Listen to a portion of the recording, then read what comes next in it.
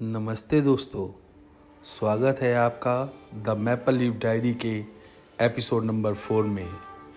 मैं हूं रोम with foodie और आज हम एक्सप्लोर करेंगे न्यूयॉर्क सिटी का एक ज़बरदस्त half day tour. Time square से लेकर ब्रुकलिन ब्रिज तक सब कुछ एक इंडियन ट्रैवलर की नज़र से। Dazzling lights, crazy street vibes, sky high buildings और हाँ, वो आइकॉनिक ब्रिज जहां हर ट्रैवलर एक फ़ोटो ज़रूर लेता है। चलो चलते हैं न्यूयॉर्क के जज्बे को महसूस करने मेरे साथ, यानी कि आपका दोस्त, आपका होस्ट राजीव खन्ना।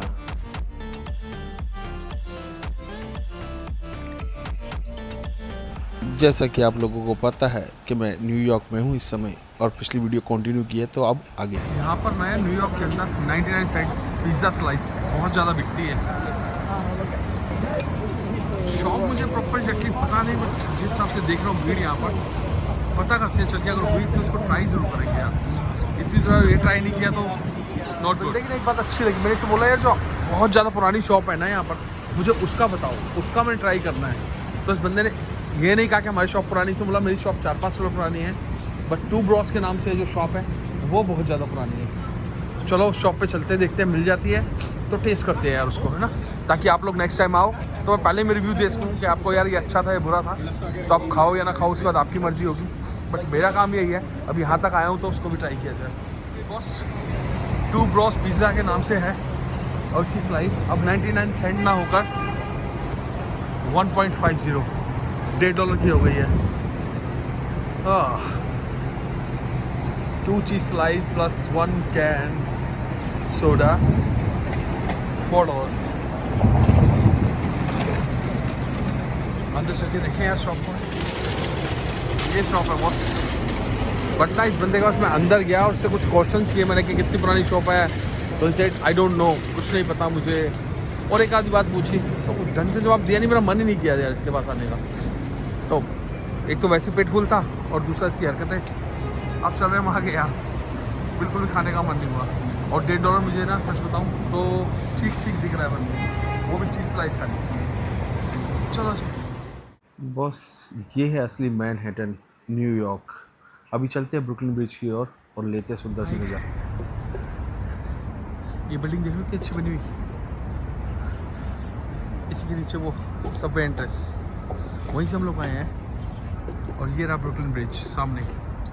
अभी चलते हैं ब्रुकलिन ब्रिज की ओर, वॉक थ्रू करते हैं उसका भी। ब्रुकलिन ब्रिज अमेजिंग, पास जाके देखते हैं यार। देखते ही देखते, चलते ही चलते पहुंच गए ब्रुकलिन ब्रिज। जी हाँ, ब्रुकलिन ब्रिज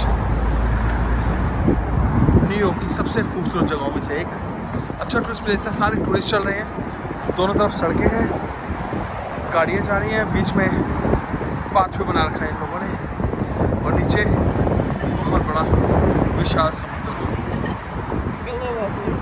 ये एक्सपीरियंस बहुत अलग है यार, आंखों से देखना, महसूस करना उसको। ये चीज़ ना शायद मैं आपको यूट्यूब पे डिफाइन नहीं कर सकता हूँ कि कितना खूबसूरत लग रहा है ये। जब तक आप अपनी आंखों से नहीं देखोगे इतना मज़ा नहीं आएगा। जितना खूबसूरत ये दिन में दिख रहा है ना यार, इससे ज़्यादा खूबसूरती रात को दिखता है, क्योंकि लाइटिंग बहुत होती है इसके ऊपर, और तब कहते हैं इसको देखने का मज़ा दुगना तिगना हो जाता है। फ़िलहाल टाइम नहीं है, टाइम शॉर्टेज है मेरे पास बहुत ज़्यादा, शाम की फ़्लाइट है एज यू नो गाइस। फिर दोबारा जरूर दिखाऊंगा इसको, पूरा तरीके से दिखाऊंगा यूएस आपको, जब कवर करूँगा यूएस कवर करने पूरा होगा।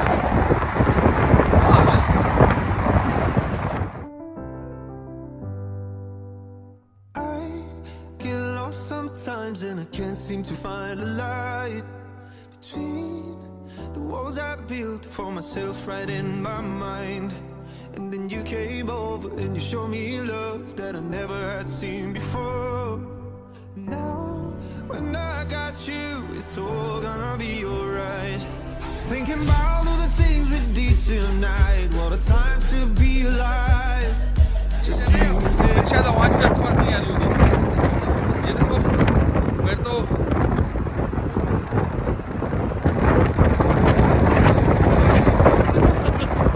समझ गए ना, मेरे तो बाल ही नहीं है, मेरे बाल कितने उड़ रहे हैं। देखो जरा भाई, बहुत तेज हवा है। प्यारे प्यारे ताले लगे हुए देखो ना सुंदर से। आवाज़ मेरी कई जगह क्लियर नहीं आ रही, बहुत मुझे माइक लगा के यूज़ करके बात करनी पड़ रही है आपसे। और ताले देख रहे थे सुंदर सुंदर से, लोग लवर्स लगा के जाते हैं अपनी गर्लफ्रेंड का नाम लिख के, अपने बॉयफ्रेंड का नाम लिख के जाते हैं। बेसिकली मैं ब्रुकलिन बीच के ऊपर हूँ जो न्यूयॉर्क शहर में है, और ये सस्पेंशन ब्रिज है भाई जो मैनहट्टन और ब्रुकलिन के बीच ईस्ट रिवर पर बना हुआ है। 24 मई 1883 में खोला गया था ब्रुकलिन ब्रिज, और इसकी जो लंबाई है वो लगभग आधा किलोमीटर 486.3 मीटर है। और इसको 1915 में इसका नाम बदल दिया गया था। जी हाँ, पहले इसका नाम न्यूयॉर्क और ब्रुकलिन ब्रिज था, बट अब इसका नाम सिर्फ ब्रुकलिन ब्रिज कर दिया गया, जो कि 1915 में बदला गया था। आगे और करेंगे Then नहीं you सारी came बात। over and you showed me love that I never had seen before. Now, when I got you, it's all gonna be alright. Thinking about all the things we did tonight. What a time to be alive. Just you and I. Just you and I. Only you can put the fire out. You. देख लिया भाई statue of liberty, दूर से दिखा यार मुझे भी और आपको भी। बेसिकली टाइम नहीं है जाने का, बट मैंने इसके टिकट्स वगैरह के रेट पूछे। $70 से $50 के बीच में रहते हैं। इसमें रहता है कि लिबर्टी क्रूज़ जो आपको चाहिए वो प्रीमियम चाहिए कि स्टैंडर्ड चाहिए, तो प्राइस इस हिसाब से वेरी करते हैं। बट आपको भाई ऑनलाइन टिकट लोगे तो आपको बहुत अच्छे डिस्काउंट आ जाएंगे, मतलब 50% तक डिस्काउंट मिल जाता है ना। तो और इसके लिए जो स्टैचू ऑफ लिबर्टी की टिकट थी वो थी $26 के आसपास।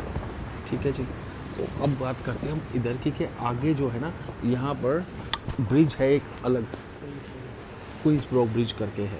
अब क्वींसब्रो ब्रिज के बारे में भी मैं आपको बताऊंगा कि इसके पास वॉकिंग डिस्टेंस पे ये बेसिकली ना सीधा जाएंगे, और नीचे एक छोटा सा टर्न आता है सबवे के लिए, मतलब ट्रेन के अंडर के नीचे से जाना पड़ता है, और वहाँ पर बाय वॉक का रास्ता है, आधा किलोमीटर भी नहीं है। वो दिखाता हूँ, बहुत सुंदर है। लोग वहाँ फ़ोटो खिंचवाने स्पेशल जाते हैं, क्योंकि दोनों ब्रिज, वो देखो यूएस का झंडा कैसे लहरा रहा है, बट मेरे देश का झंडा सबसे ऊंचा, भारत माता की जय। ठीक है ना भाई। तो अब फिलहाल चलो पहुंच गए हम उधर भी। ये देखो लोग नीचे खड़े होकर फ़ोटो खिंचवा रहे हैं। एक दो फ़ोटो हम भी खिंचवाएंगे यार, है ना। मैडम भी आई साथ में, तो फ़ोटो खिंचवाएंगे बट ऑब्वियस है, क्योंकि इंस्टा पे वगैरह पे पोस्ट करनी होती है हम लोगों को। और मेरा इंस्टा रोम विद फूडी, ध्यान रखना भाई याद से। चलो आगे जाते हैं, बड़ा अच्छा सा नज़ारा है एक, उसको भी देखते हैं। और पता है 2 यहीं बज गए, मैंने कहा था 2 बजे एयरपोर्ट पहुंचूंगा, तो यहाँ से पहुंचने मुझे लगेगा आधा घंटा अपने होटल में, और वहाँ से मैंने सामान उठाना और भागना एयरपोर्ट के लिए। भाई बहुत जल्दी में भाग रहा हूँ, देखते रहिए, बने रहे रोम विद फूडी। नीचे आ गए हम लोग क्वीन ब्रिज और ब्रुकलिन ब्रिज के बीच में। यार सीन देखने लायक, इतनी शांति मिल रही है यहाँ पर, हवा तेज है। वहाँ पे कुछ बच्चे झूले की मस्ती ले रहे हैं। जैसे कि मैं बताया, मेरे को टाइम की बहुत ज़्यादा शॉर्टेज है। वाह यार अमेजिंग। चलो 2-4 पिक्चर्स ले लें यार। भाई मैं इस समय एयर ट्रेन के अंदर हूँ, एयरपोर्ट जा रहा हूँ, लेट हो गया था वहाँ, 2:30 बज गए थे मुझे वहीं, और भागा मैं वहाँ से। अब सीधा एयरपोर्ट पहुँचूँगा, चेक इन कराऊँगा, फिर आपसे बात करूँगा। कितनी पब्लिक देख रहे हो, सबके बैगेज हैं, क्योंकि हम लोग एयरपोर्ट की ट्रेन में थे, और जिसको एयर ट्रेन कहते हैं, और वो हो गई ख़राब, तो सारी पब्लिक यहाँ पर इकट्ठी हो गई है। इन्होंने पैसे ले लिए थे सबसे, और $8.5 इस हिसाब से। अब वो रिफंड ना करके लोग शटल की तैयारी करा रहे हैं, but I am getting late यार। कहीं ऐसा ना फ्लाइट छूट जाए तो मुझे लगता भी है, और 2 मिनट देखूँगा, नहीं तो मैं टैक्सी पकड़ के निकल जाऊँगा यहाँ से। पूरा खचा खच भरा हुआ यार, बहुत बुरा हाल है।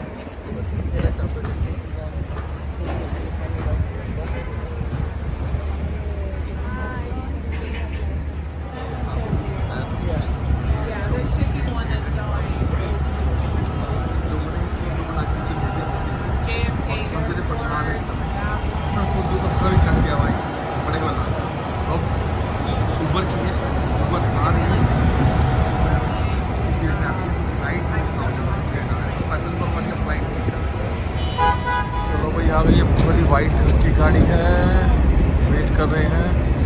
कहते हैं ना मुस्कुराइए, आप न्यूयॉर्क में हैं, वही हाल हुआ पड़ा इस समय। तो बुरा हाल है भाई, मुस्कुराना क्या, रोना ही मुश्किल हो रहा है।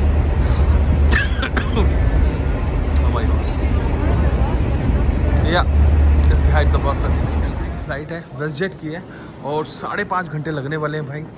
और स्पेशल रिक्वेस्ट पे एक्स्ट्रा लेग रूम की चेयर्स, मतलब सीट एक्स्ट्रा लेग। थोड़े में ऐसा हाल रहा ना बुरा कि कहीं पे भी हम लोगों को आराम मिला ही नहीं। भागम बस हो गई यार। बट क्या है, करना है, जीना जब तक जीना तब तक सीना दोस्तों। तो अपनी फ्लाइट के पास पहुंच गए हम लोग। अब देखते हैं,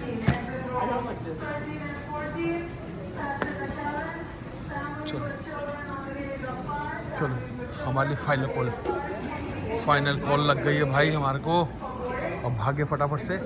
और उसके बाद सीन क्या है ना कि मैं बता रहा था आपको ना, तो मैंने आपको ये बताया कि लगेज कहाँ रखा था। लगेज मैंने होटल में ही छोड़ दिया था। लगेज होटल में छोड़ के फिर हम चले गए थे, जिसमें 2 चीज़ें कवर की वो मैंने आपको दिखा दी थी। उसके बाद हम लोग होटल से निकले। मेट्रो के बाद एयर मेट्रो लेनी थी यहाँ पर, है ना, एयर ट्रेन बोलते हैं। वो एयर ट्रेन लेने वाले थे, फिर फंडा पड़ गया भाई। फंडा क्या पड़ा कि वो एयर ट्रेन ख़राब हो गई। उन लोगों ने $8.5 काट लिए, $17। उसके बाद वो बोलते हैं कि हमने शटल का इंतजाम किया, बट शटल नहीं आई। थक हार के जब मैंने देखा भाई मेरे तो चले जाएंगे पैसे ज़्यादा, मैं भागा वहाँ से और मैंने ऊबर की के पहुंचा मैं किस तरीके से। और ऊबर वाले ने बहुत वो किया मेरे साथ कोऑपरेट। थैंक्स टू ये देख रहे हो, मैंने कराई एमिरेट्स। अब एमिरेट्स की कोलैबोरेशन में चल रही है वेस्टजेट। ना तो इसमें टीवी, ना पिल्लो, ना प्लेट, किसी को भी नहीं मिल रहा। ये तो भाई कपड़े जरूर डालूंगा, सीट में कंफर्टेबल। और इसमें भाई पुश बैक चलिए एमिरेट्स, माय गॉड। ये अगर एमिरेट्स का हाल है तो मुझे तो फिर इंडिगो में या एयर इंडिया में आया तो ज़्यादा बेटर था। तो यार बहुत छोटी सीढ़ी, बहुत छोटी, बैठा हो जा रहा प्रॉपर से भाई। चलने की तैयारी, टेक ऑफ की तैयारी हो रही है। और वही समय का फ़ायदा उठाया जाए, आप लोगों से बात की जाए दिल की, बताया जाए कि जैसे मैं बताता हुआ रहा हूँ। पहले व्लॉग के अंदर मैंने आपको बताई थी अपनी स्टोरी कि मैं कनाडा क्यों जा रहा हूँ। और हम लोगों ने बात ख़त्म की थी कि मेरी गाड़ी का, पुरानी वाली का इंजन सीज़ हो गया था जब मैं घर की शिफ्टिंग करता था, इन बिटवीन ऑफ दैट। तो भाई शिफ्टिंग करते करते गाड़ी का हो गया इंजन सीज़। मेरे पास वो गाड़ी थी टोयोटा सिएना, 7 सीटर गाड़ी थी, ठीक है जी। अब उसको मैंने जैसे तैसे बेचा, मुझे सिर्फ 10% ही मिला इसका, ठीक है, जो मेरी उसकी वैल्यू थी। क्या छोड़ो, जो नुकसान था पता नहीं भगवान ने क्या अच्छा सोचा था मेरे लिए। तो शायद यही कि नई गाड़ी ले लूँ। जो मैं गाड़ी लेने लगा तो मेरे जो फ्रेंड्स थे वहाँ पर बने हुए, तो उन्होंने कहा राज अगर तुम्हें गाड़ी लेनी है भाई तो या तो टोयोटा या होंडा, 2 रिलायबल है कंपनियाँ वहाँ पर बहुत अच्छी। तो मैंने फिर चूज़ की टोयोटा, क्योंकि टोयोटा कहते हैं 1 मिलियन चल जाती किलोमीटर, यानी कि 10 लाख किलोमीटर तक टेंशन नहीं देती गाड़ी। तो टोयोटा चूज़ की मैंने। और वैसे भी वो इनोवा का स्मॉल वर्जन है, बट SUV है भाई वो भी।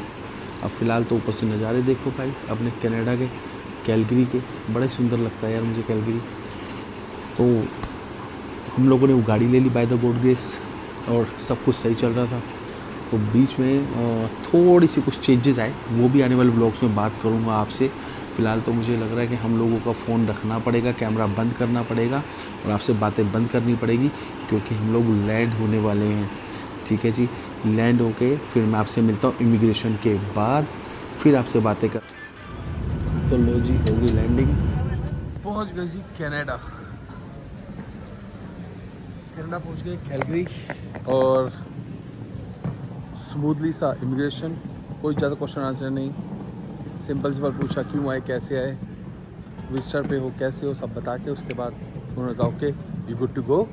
और अब आ रहा है मुझे लेने दानू मतलब मेरे फ्रेंड का बेटा है, मतलब उस फ्रेंड से मेरा भाइयों जैसा प्यार है, तो बहुत नज़दीक है। चलो शायद से आ गया, मुझे आई हैव टू गो, मिलता हूँ घर जाके।